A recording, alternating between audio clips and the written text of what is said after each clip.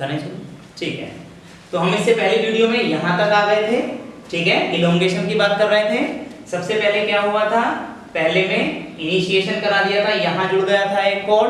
ठीक है, और नया एंटीकोडोन या टीआरएनए इस वाली इस साइड से आकर जुड़ गया था। दूसरे स्टेप में हमने पढ़ लिया था कि इसका एमिनो एसिड और इसके एमिनो एसिड के बीच में पेप्टाइड बॉन्ड बन गया था। अब तीसरे स्टेप में क्या कह रहा है ये कि इस क्रिया में 2 एमिनो अम्ल वाला टीआरएनए। अब 2 एमिनो अम्ल वाला कौन सा होगा, ये वाला एमिनो अम्ल इसके सिर पर ही तो रखा गया है, यहाँ देख लो, ये एमिनो अम्ल, ये एमिनो अम्ल, इसका एमिनो एसिड इसके ऊपर ही तो जा गया है। तो ये कितने एमिनो एसिड हो गए हैं, 2। तो 2 एमिनो एसिड वाला टीआरएनए ए स्थल से अब डी स्थल पर स्थानांतरित हो जाता है। अर्थात अब इसका स्थान ये ले लेगा। ठीक है, और इसके लिए जीटीपी और एंजाइम ट्रांसलोकेज की आवश्यकता होती है, और इस प्रक्रम में राइबोसोम एमआरएनए पर 5' से 3' दिशा में विस्थापित होता है। अर्थात राइबोसोम अब आगे की ओर बढ़ना प्रारंभ कर देगा, जिससे राइबोसोम के ए स्थल पर एमआरएनए का अगला कोडोन आकर जुड़ जाए। समझ पा रहे हैं? अब ये राइबोसोम आगे की ओर बढ़ता चला जाएगा, जैसे मैंने इसमें दिखाने की कोशिश की। ठीक है, इलोंगेशन समझ में आया। अब इसका हम नेक्स्ट और लास्ट स्टेप देखेंगे, टर्मिनेशन।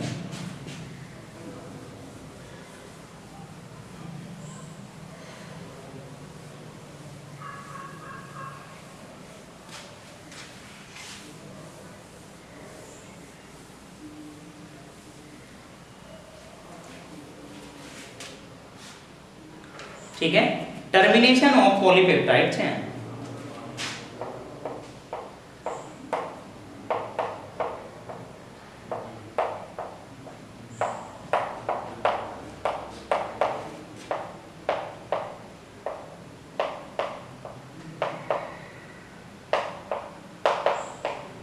ठीक है, टर्मिनेशन ऑफ पॉलीपेप्टाइड चेन अर्थात पॉलीपेप्टाइड श्रृंखला का समारंभन या समापन। समारंभन का मतलब इनिशिएशन, टर्मिनेशन का मतलब समापन। क्लियर है? कैसे समाप्त होगा देखते हैं। ये एमआरएनए फिर बनाएंगे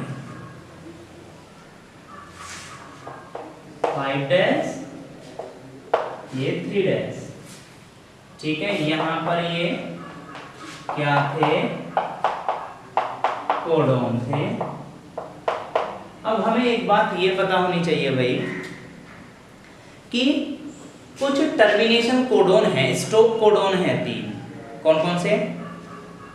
या तो हम बता सकते हैं UAA, ये 3 कोडोन तो हैं, UAA, UAG, UGA, ये 3 स्टॉप कोडोन हैं, हमें पता है ना। क्लियर है? इनके लिए कोई भी टीआरएनए नहीं होता, इनके लिए कोई भी एमिनो एसिड नहीं होता। तो यहां से इसका एमिनो एसिड, इसका एमिनो एसिड, इसका इसका इसका इसका, इनके एमिनो एसिड आते रहे, जुड़ते रहे, लेकिन आगे वाला जो एक आया है ये, ठीक है, इसके लिए कोई टीआरएनए आया ही नहीं, इसके लिए कोई टीआरएनए नहीं आया। समझ पा रहे हो? तो जैसे ही ये कोडोन आ जाएंगे तो ये इस बात का संकेत हो जाएंगे कि अब भाई जो ट्रांसलेशन है वो पूरा हो चुका है। अर्थात अब कुछ नहीं बचा है, जितने भी कोडोन थे उनके अकॉर्डिंग हमने पेप्टाइड चेन, ये पॉलीपेप्टाइड चेन बना दी। अब स्टॉप कोडोन आ गया है और कोई इस बात का संकेत है कि अब इस प्रोसेस को, प्रक्रिया को रोक दो। ठीक है, देखते हैं क्या बताता है। देखो ये प्रत्येक सिस्ट्रोन के अंतिम सिरे पर टर्मिनेशन कोडोन या समापन कोडोन UAA, UAG, UGA होते हैं। क्लियर है? इन कोडोन के लिए कोई भी टीआरएनए नहीं होता, इसके लिए कोई भी टीआरएनए नहीं है। टीआरएनए तो उसके लिए था जिसके लिए कोई एमिनो एसिड था। टीआरएनए यहाँ क्यों लाया गया था, क्यों आ रहा था टीआरएनए, क्योंकि उसके साथ एमिनो एसिड जुड़कर आ रहे थे। जब इसके लिए कोई एमिनो एसिड ही नहीं है तो टीआरएनए क्यों आएगा, नहीं आएगा।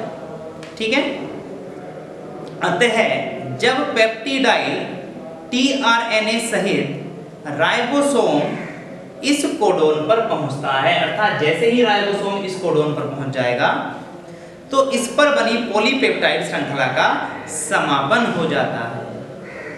समझ में आ रही है बात?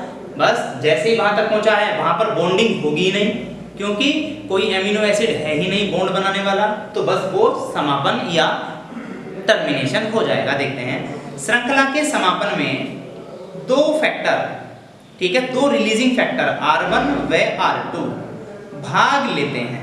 तो ध्यान देंगे समापन में तो फैक्टर यूज हो रहे हैं R1 व R2, ये प्रोटीन है, क्लियर है, इन्हें हम रिलीजिंग फैक्टर कहते हैं।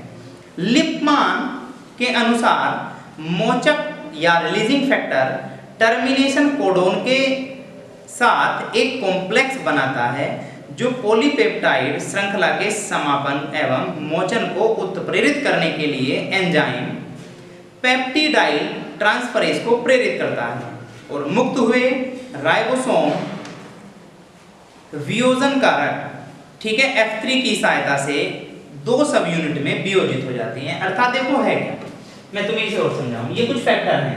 वैसे अगर हम बात करेंगे तो हमारे सिलेबस में तो ये चीज दी नहीं है, वरना शुरू से ही, ठीक है, इनिशिएशन कराने में भी कुछ फैक्टर यूज हुए, इलोंगेशन कराने में भी कुछ फैक्टर यूज हुए, टर्मिनेशन कराने में इसने फैक्टर जो यूज हुए हैं उनके बारे में बता रखा है। क्लियर है? तो हम देख रहे हैं जैसे ही यहाँ पर राइबोसोम आता है, ठीक है, यहाँ पर एक एमिनो एसिड वाली वो चेन तो होगी जिसे पॉलीपेप्टाइड चेन कह रहे हैं, उसका COOH ग्रुप नए वाले के NH2 ग्रुप से बॉन्डिंग करता था, अब कोई बॉन्ड करने वाला मिल नहीं रहा है। ठीक है, तो जैसे ही बॉन्डिंग नहीं हो पा रही है तो जो ये रिलीजिंग फैक्टर होंगे वो यहाँ पर जो राइबोसोम की बड़ी सब यूनिट थी, छोटी सब यूनिट थी, इन सबको अलग अलग हटा देंगे। ठीक है, और जैसे ही इन्हें अलग हटा देंगे तो राइबोसोम सब अलग होने के बाद प्रोटीन संश्लेषण को रोक देंगे और वो जो लंबी पॉलीपेप्टाइड चेन है एमिनो एसिड की, ठीक है, ये एमिनो एसिड चेन ही तो है, ये क्या हो जाएगी, अलग हो जाएगी। ठीक है, ये एमिनो एसिड वाली चेन क्या हो जाएगी, अलग हो जाएगी। और ये एमिनो एसिड की चेन अब क्या करेगी, तृतीयक या चतुष्क आकृति ग्रहण कर लेगी प्रोटीन की। और हम जानते हैं प्रोटीन या तो टर्सरी या क्वार्टेनरी आकृति में आने के बाद ही फंक्शनल होता है, वो सक्रिय होता है। तो ये तृतीयक या चतुष्क संरचना लेकर, ठीक है, प्रोटीन के रूप में आ जाएगी और वो प्रोटीन कार्य करने लगेगा, वो एंजाइम बनकर कोई भी कार्य करने लगेगा। ये बात तुम्हें समझ में आ रही है? टर्मिनेशन कैसे बताया मैंने, ये स्टॉप कोडोन आए, बॉन्डिंग नहीं हुई तो रिलीजिंग फैक्टर ने सारे के सारे राइबोसोम की जो छोटी सब बड़ी यूनिट थी इन्हें तोड़ दिया है, अलग अलग हटा दिया है।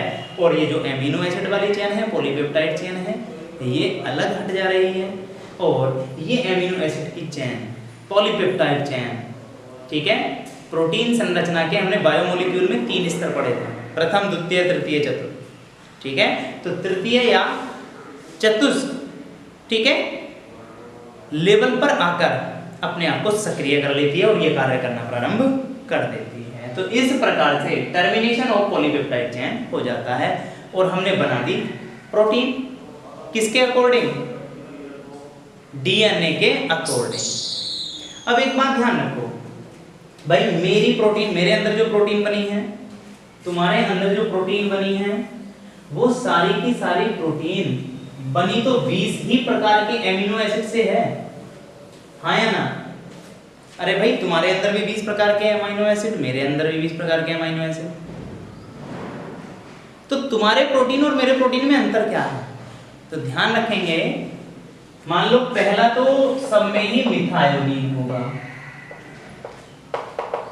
ठीक है, सारे प्रोटीन्स में। लेकिन यहां पर मान लो लाइसीन, ठीक है, आर्जिनिन, ठीक है, ट्रिप्टोफेन और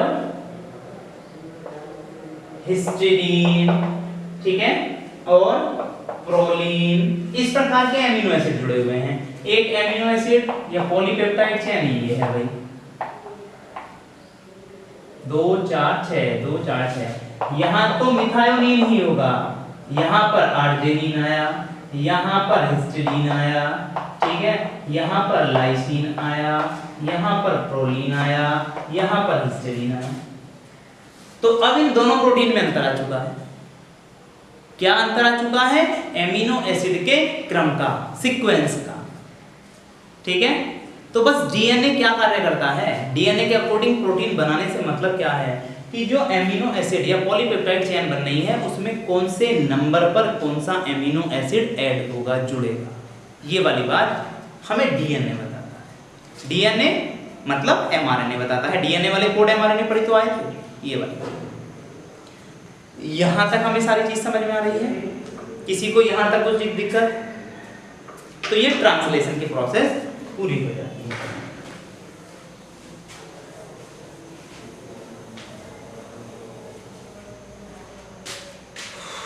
आगे देखें,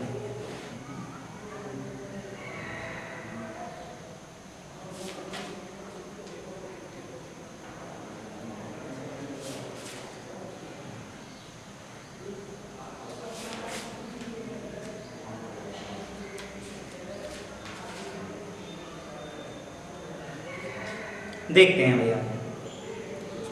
देखो, अब बहुत ही अच्छा टॉपिक और बहुत मोस्ट टॉपिक है, उसके बारे में हम बात करेंगे इसी चैप्टर में।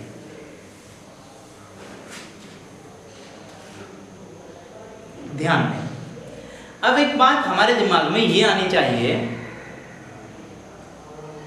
कि कोई भी एंजाइम, एंजाइम माने प्रोटीन है, क्लियर है? ये तो हमें बात पता ही है।